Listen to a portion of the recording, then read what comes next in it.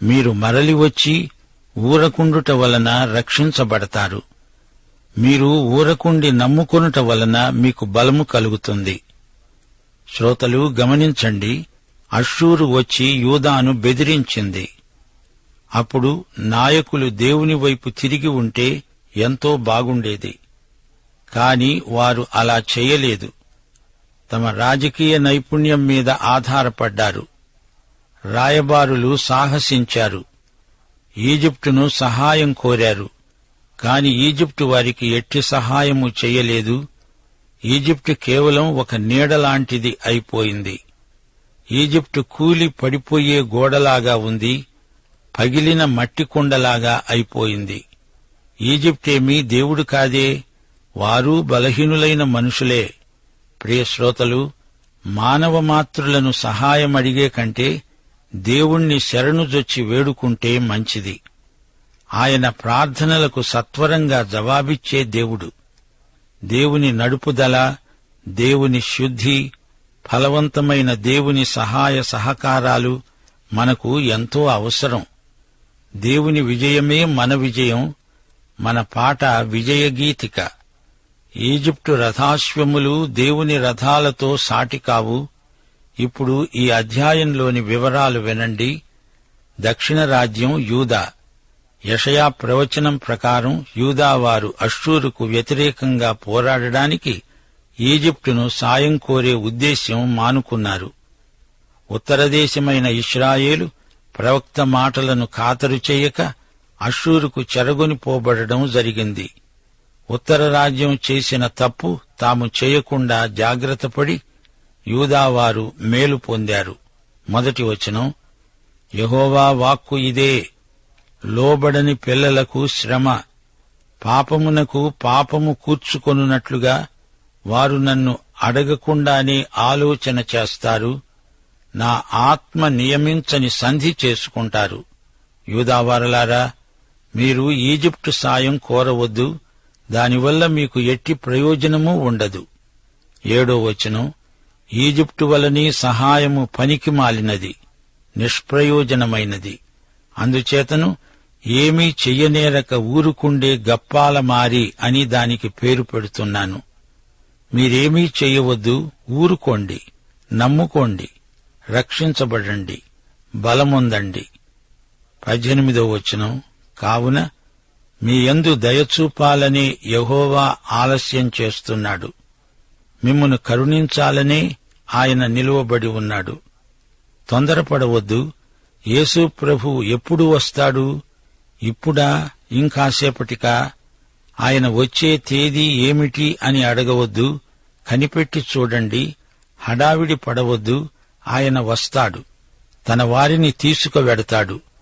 నీవైతే విశ్వాసంతో కనిపెట్టాలి. అప్పుడు నీకు నూతన బలం ప్రాప్తిస్తుంది. దేవుణ్ణి నీవు త్వరపరచకూడదు. ఆయన నిత్యత్వంలో ఉన్న దేవుడు. తన నిర్ణయం ప్రకారం సమస్తమూ నిర్వహిస్తాడు. నిశ్చింతగా ఉండిపో. విశ్వాసంతో కనిపెట్టాలి. అదే దేవుడు నీ నుండి కోరుతున్నది. దేవుడు అష్షూరు వారి సంగతి చూచుకుంటాడు. యూదావారలారా, కంగారు పడకండి. నా నోటి మాట విచారణ చెయ్యండి. ఈజిప్టు నీడలో ఫరో సహాయంతో మీరేమీ సహాయము నొందలేరు. ఈజిప్టు సాయం కావాలా? సిగ్గు సిగ్గు. దక్షిణ దేశంలో క్రూర మృగాలున్నాయి, జాగ్రత్త. అన్యజనుల మాయాదర్శనాలను నమ్మకండి. వారి బలాత్కారాన్ని, కృత్రిమాన్ని పసికట్టండి. ఈ వాక్యాన్నే నమ్ముకోండి. వారు కుండలాగా ముక్కలు చెక్కలైపోతారు. గుర్రాలెక్కి పారిపోదామనుకుంటున్నారా? యెహోవాయే న్యాయము తీర్చే దేవుడు. ఆయన నిమిత్తము కనిపెట్టుకునేవారు ధన్యులు. 21వ వచనం, మీరు కుడి ఎడమలకు తిరిగినా వెనుక నుండి ఒక శబ్దము మీకు వినపడుతుంది. ఇదే త్రోవ, దీనిలో నడవండి.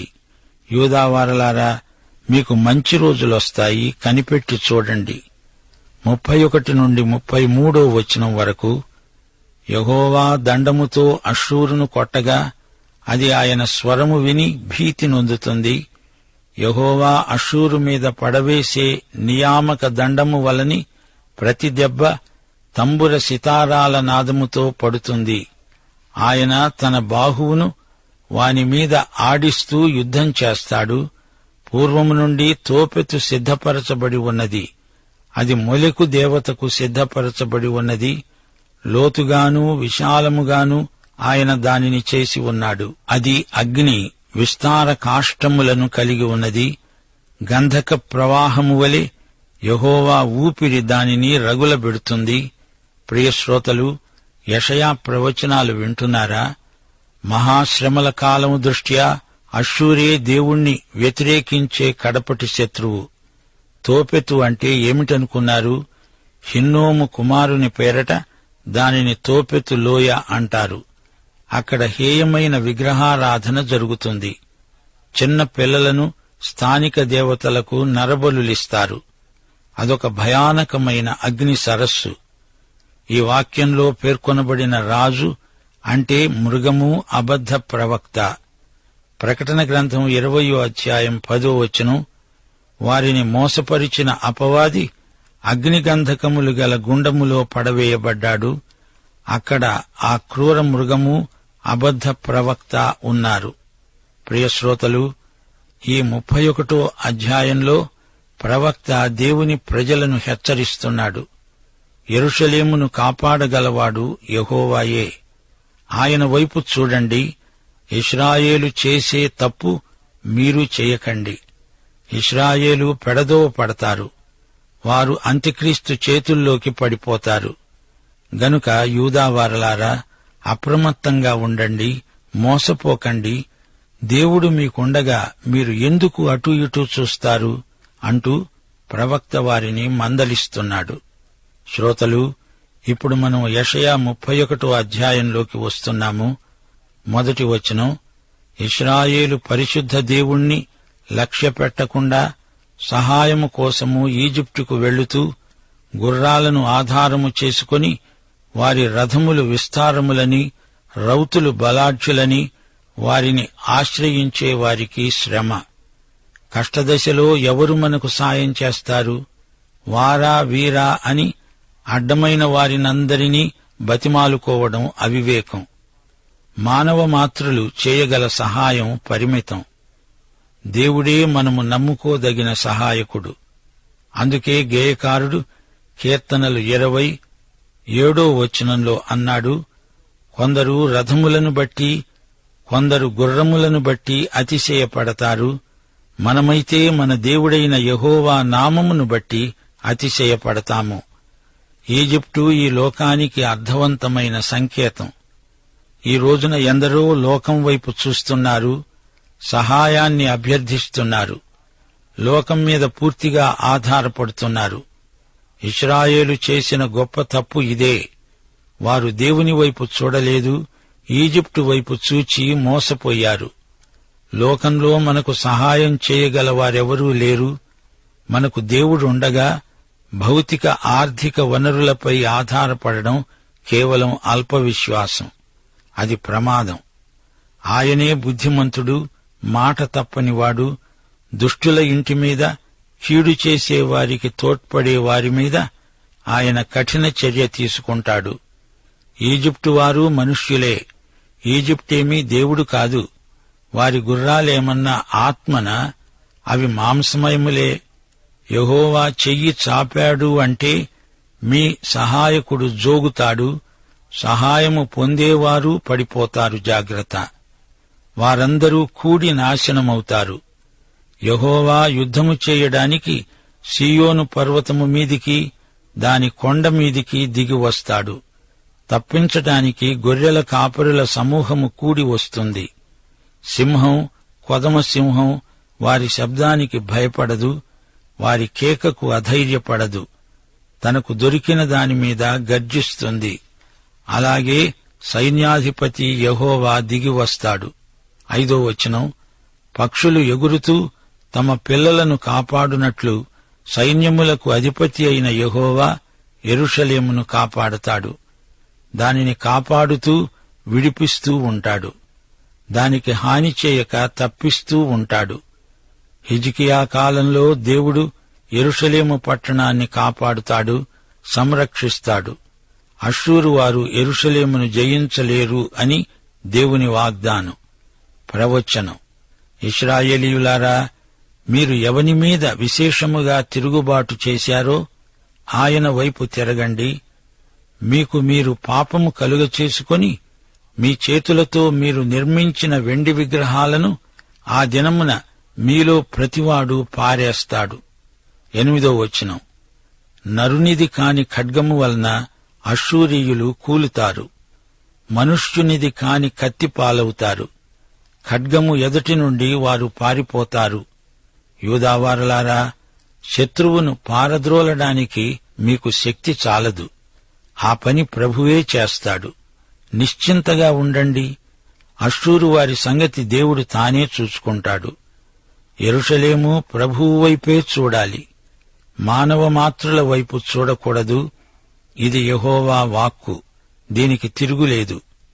ప్రియశ్రోతలు, ఈ అధ్యాయాన్ని అనగా 31వ అధ్యాయాన్ని మీరు 2-3 సార్లైనా చదవండి. విశ్వాసులకు ఎంతో నిరీక్షణ గొలిపే అధ్యాయం ఇది. ఇప్పుడు 32వ అధ్యాయంలోకి రండి. దేవుడు యూదా నాయకులను గురించి మాట్లాడుతున్నాడు. నాయకత్వపు లక్షణాలు ఎలా ఉండాలో యెహోవా ప్రవక్త ద్వారా పలికిస్తున్నాడు. మరో మాట, మనకందరికీ ఏకైక నాయకుడు, మాదిరి నాయకుడు యేసే. నాయకుడు రాయివలే కదలని వాడై స్థిరంగా ఉండాలి. ప్రజలకు క్షేమము, భద్రత, సర్వసమృద్ధి సమకూర్చేవాడై ఉండాలి. నాయకుడు నదిలాంటి వాడై ఉండాలి. నదీ ప్రవాహంలాగా పురోభివృద్ధికి ప్రజలను నడిపించాలి. రాయిలాంటి స్థైర్యం, నదిలాంటి ఉత్సాహశక్తి నాయకునికి ఉండవలసిన లక్షణాలు. రాయిలాంటి విశ్వసనీయత, నదిలాంటి ఫలభరిత సేవ గల నాయకులు ఈ రోజున మనకు కావాలి. యెషయా కాలంలో దుర్మార్గులు, దౌర్జన్యపరులు, అవినీతిపరులు కొందరు జాతికి అపకీర్తి కలిగించిన వారున్నారు. ఆధ్యాత్మికంగా యూదాజాతి నిర్వీర్యమైపోయింది. ఎవరి చెవులు, కన్నులు, హృదయాలు తెరుచుకొని ఉన్నాయో వారిని యెషయా ప్రవచనాలు కదిలించాయి. వారిలో గొప్ప సంచలనం కలిగింది. వారు ఈ ప్రవచన సత్యాలను ఇతరులతో పంచుకున్నారు. ఆధ్యాత్మిక విలువలను కోల్పోయి నీరసించి క్షీణించిపోయిన యూదా జాతిని యెషయా ప్రవచనాలు జాగరితం చేశాయి. యూదా రాజ్యంలో స్త్రీలు తమ విధులను మరిచిపోయారు. కుటుంబంలో ఒక తల్లిగా, భార్యగా స్త్రీ నిర్వహించవలసిన పాత్ర ఎంతో ఉంది. వీరి నిర్లక్ష్య వైఖరికి దేవుడు ఎంతో కోపగించాడు. వారి మీద తీర్పును ప్రకటించాడు. దేవుడు రాబోయే తన రాజ్యంలో సమాధానం నెలకొని ఉంటుందని చెప్తున్నాడు. దేవుని నీతి లేనిదే శాంతి సమాధానాలు ఉండవు. యేసుక్రీస్తే మనకు నీతిరాజు. హెబ్రీ పత్రిక 7వ అధ్యాయం 1-3 వచనం వరకు, మెల్కీషెదెకు షాలేము రాజు. అతడు దేవుని కుమారునికి పోలిక. నీతిరాజు, సమాధాన రాజు. దేవునికి స్తోత్రం. ప్రియ శ్రోతలారా, ఈ 32వ అధ్యాయంలో రాబోయే రాజు, రాబోయే శ్రమలు, రాబోయే ఆత్మ అనే 3 విధాల ప్రవచనాలు మనం వినబోతున్నాము. మెస్సియా వంటి రాజు మరొకరు లేరు. కాని ఈయన తన విశ్వాసులకు మాదిరిగా పరిపాలిస్తాడు. యేసును ఎవరూ అనుకరించలేరు గాని విశ్వాసులు క్రీస్తుతో పాలివారు. క్రైస్తవ నాయకులు ఈ సత్యం గ్రహించాలి. 1వ వచనం ఆలకించండి. రాజు నీతిని బట్టి రాజ్య పరిపాలన చేస్తాడు. అధికారులు న్యాయమును బట్టి ఏలుతారు. మనుష్యుడు గాలికి మరుగైన చోటువలే, గాలివానకు చాటైన చోటువలే ఉంటాడు. ఎండిన చోట నీళ్ల కాలువల వలె, అలసట పుట్టించే దేశమున గొప్ప బండ నీడవలె ఉంటుంది. చూచేవారి కన్నులు మందముగా ఉండవు, వినేవారి చెవులు ఆలకిస్తాయి. శ్రోతలు, రాబోయే రాజ్యం, రాబోయే రాజు ఎవరనుకున్నారు? రాజు, రారాజు యేసుక్రీస్తే. రాజ్యం 1000 ఏండ్ల పరిపాలన. అది శాంతి రాజ్యం, సమాధాన రాజ్యం. అది నీతి రాజ్యం, శ్రేయో రాజ్యం. ఆయన రక్షకుడైన రాజు. ఆయన యుగయుగముల శిల. ఆయనే మనకు కాపుదల. ఆయన నీడలో మనం సురక్షితంగా ఉంటాము. మనకు శాశ్వత క్షేమము, భద్రత ఉంటాయి. మనకు ఆయనే ఆశ్రయం. మనం దాక్కునే చోటు ఆయనే.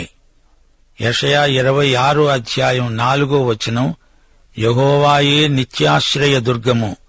1 కొరింథీ 13 అధ్యాయం 12వ వచనం, ఇప్పుడు అద్దములో చూచినట్లు సూచనగా చూస్తున్నాము, అప్పుడు ముఖాముఖిగా చూస్తాము. పూర్తిగా ఎరుగబడిన ప్రకారము అప్పుడు మనము పూర్తిగా ఎరిగిన వారమై ఉంటాము. ఈ రోజున ఈ లోకంలో నైతిక విలువలు అంతరించిపోయాయి. రారాజు రాబోతున్నాడు. అప్పుడు ఆయన రాజ్యంలో ఉన్నత నైతిక ప్రమాణాలు ప్రవర్తిల్లుతాయి.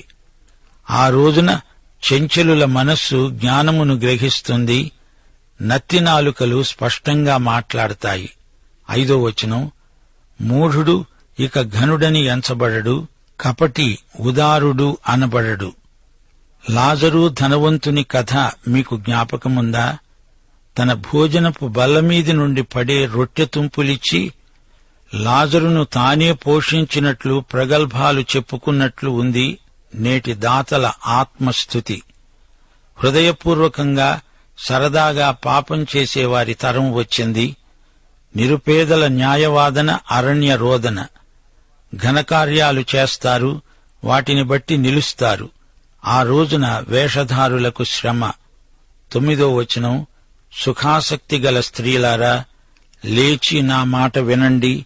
నిశ్చింతగానున్న కుమార్తెలారా, నా మాట వినండి. స్త్రీలు తమకేమీ పట్టనట్లు నిర్లక్ష్యంగా బతుకుతున్నారా? జాగ్రత్త, మేల్కొనండి. క్రైస్తవ మహిళాలోకానికి హెచ్చరిక. దేవుని రాజ్యవ్యాప్తిలో మీ పాత్ర ఎంతో ఉంది. సుఖాసక్తి గల కన్యలారా, నిర్విచారిణులారా, పశ్చాత్తప్తులు కండి. గోనె పట్టలు కట్టుకోండి. గుండెలు బాదుకొని ఏడవండి. చూడండి, రమ్యమైన పొలం, ఫలభరితమైన ద్రాక్షవల్లులేమైపోయాయో చూడండి. ఆనందపురములో, ఆనంద గృహములన్నిటిలో ముండ్ల తుప్పలు, బలురక్కసి చెట్లు పెరిగాయి. పైనుండి మనమీద ఆత్మ కుమ్మరించబడే వరకు నగరి, జనసమూహములు గల పట్టణం విడువబడుతుంది. కొండ, కాపరుల గోపురము ఎల్లకాలము గుహలుగా ఉండిపోతాయి. అవి అడవిగాడిదలకు ఇష్టమైన చోట్లుగా, మందలు మేసే భూమిగా ఉంటాయి. అరణ్యము ఫలభరితమైన భూమిగా, ఫలభరితమైన భూమి వృక్షవనమై ఉంటాయి. క్రీస్తు పరిపాలనలో దేవుని ఆత్మ కుమ్మరించబడుతుంది. యోవేలు 2వ అధ్యాయం 28, 29 వచనాలు, నేను సర్వజనుల మీద నా ఆత్మను కుమ్మరిస్తాను. నా కుమారులు, కుమార్తెలు ప్రవచనాలు చెబుతారు. మీ ముసలివారు కలలు కంటారు, మీ యువకులు దర్శనాలు చూస్తారు. ఆ దినాలలో నేను పనివారి మీద, పనికత్తెల మీద నా ఆత్మను కుమ్మరిస్తాను. ఈ ప్రవచనం రాబోయే 1000 ఏండ్ల పాలనకు చెందింది. పెంతెకోస్తు ప్రసంగంలో పేతురు యోవేలు ప్రవచనాన్ని పునరుద్ఘాటించాడు. ఇది భవిష్యత్తులో నెరవేరవలసి ఉంది. ఆకాశమందు, భూమియందు మహత్కార్యములను, అనగా రక్తమును, అగ్నిని, ధూమస్తంభములను కనబరుస్తాను. యెహోవా యొక్క భయంకరమైన ఆ మహాదినము రాకముందు సూర్యుడు తేజోవిహీనుడవుతాడు, చంద్రుడు రక్తవర్ణుడవుతాడు. ఆ రోజున వృద్ధులు కలలు కంటారు, యువకులు దర్శనాలు చూస్తారు. అదే రాబోయే స్వర్ణయుగం, ప్రభువు 1000 ఏండ్ల పరిపాలనా కాలం. అరణ్యంలో న్యాయం, నీతి, సమాధానం, నిమ్మళం, నిబ్బరం. సమస్త జలముల యొద్ద విత్తనములు చల్లుతూ ఎద్దులను, గాడిదలను తిరుగనిచ్చే మీరు ధన్యులు. ప్రభు అయిన యేసుక్రీస్తు వారి కృప, తండ్రి అయిన దేవుని ప్రేమ, పరిశుద్ధాత్మ అన్యోన్య సహవాసము మనకందరికీ సదాకాలము తోడై ఉండునుగాక. ఆమేన్.